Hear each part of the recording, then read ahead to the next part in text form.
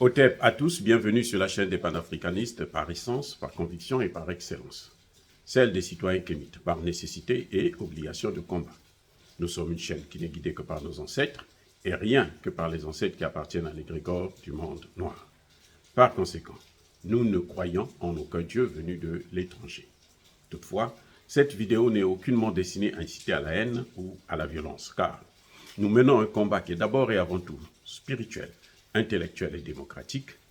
Ensuite, il est politique, géopolitique et géostratégique. Contre l'impérialisme, le colonialisme, le néocolonialisme et l'endocolonat, qui sont tous qualifiés de crimes contre l'humanité.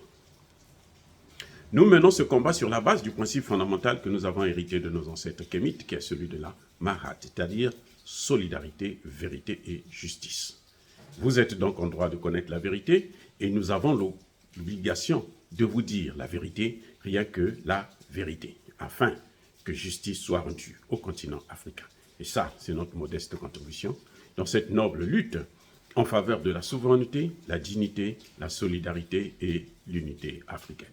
C'est exactement ça que nous appelons le panafricanisme. Bien-aimés frères et sœurs, Ousmane Sonko vient d'envoyer un message à tous ses sympathisants et au peuple sénégalais et notamment à la jeunesse sénégalaise. Il y a des dames qui avaient été arrêtées parce qu'ils manifestaient en soutien en faveur de Ousmane Sonko et Ousmane Sonko a choisi, encore une fois de plus, de reprendre la grève de la faim parce que, dit-il, c'est le seul moyen de résister contre la dictature de Macky Sall et la France-Afrique. Bon, quand j'ai lu ce message, je me suis dit, je crois que là, Ousmane Sonko est en train de déborder. Il exagère. Ça, c'est ce qu'on appelle le suicide. Et un homme politique de cette envergure ne peut pas tomber dans un piège comme celui-là. La grève de la faim n'arrêtera ni la France-Afrique, ni Macky Sall. Je répète, la grève de la faim pour un homme politique comme Ousmane Sonko ne changera rien à sa situation juridico-politique. Je répète une troisième fois, puisque c'est la nouvelle méthode qu'on nous a appris avec les colonels du Mali. La grève de la faim ne va pas changer la donne. Ces gens-là, ils s'en fichent éperdument. Je sais qu'il y en a beaucoup qui vont me critiquer encore, vont même m'insulter, mais je vous dis, on verra le résultat. Lorsque Ousmane Sonko est tombé malade, lorsqu'il a été admis à l'hôpital en soins intensifs plutôt, on n'a pas vu. Macky Sall ne s'est pas déplacé pour venir le voir. Macky Sall n'a même pas parlé un seul mot de ça. Pire encore, Emmanuel Macron.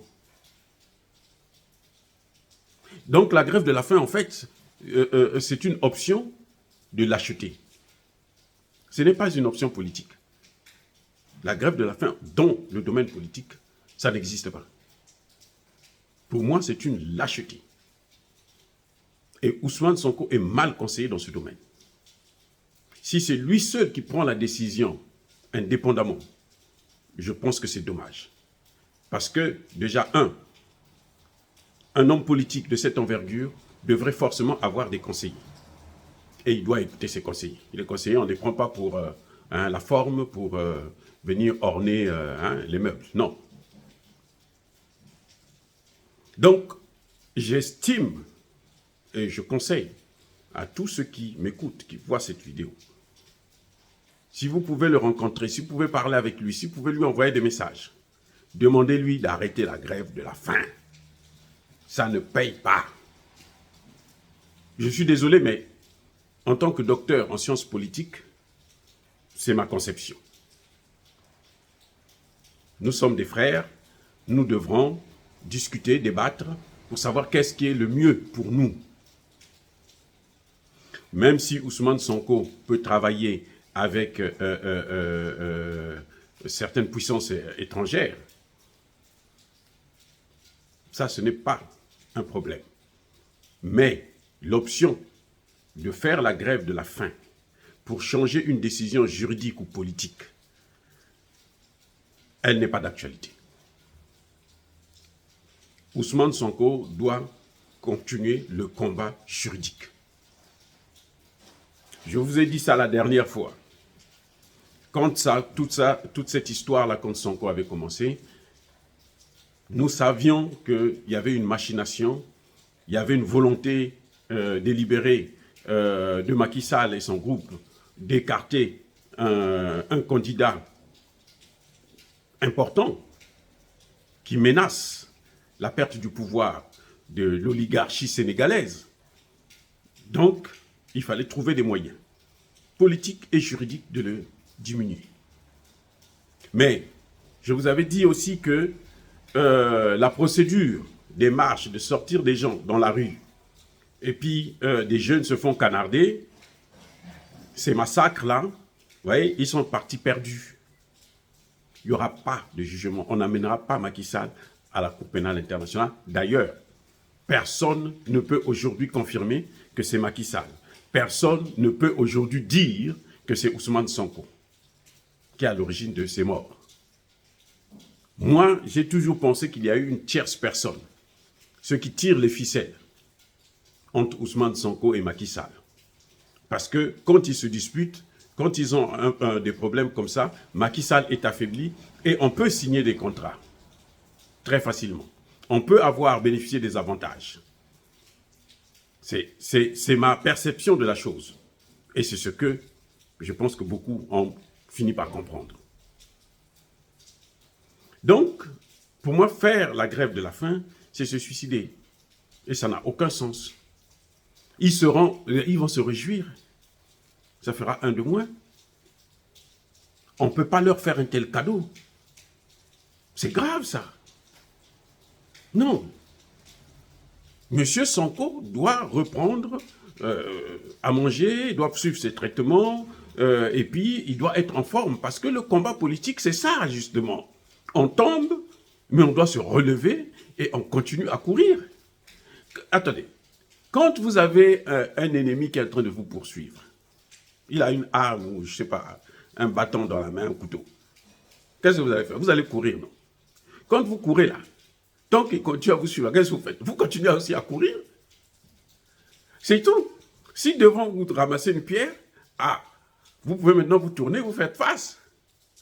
C'est ça le combat politique. Il faut que Ousmane Sonko puisse le comprendre. Macky Sall s'en fiche éperdument de sa vie. Peut-être même qu'il sera heureux qu'il meure.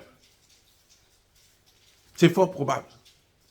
Mais en tout cas, je vous dis que dans le domaine, là, dans la politique, là, surtout quand vous avez affaire à des gens qui ont flirté avec la France-Afrique ou qui travaillent pour la France-Afrique,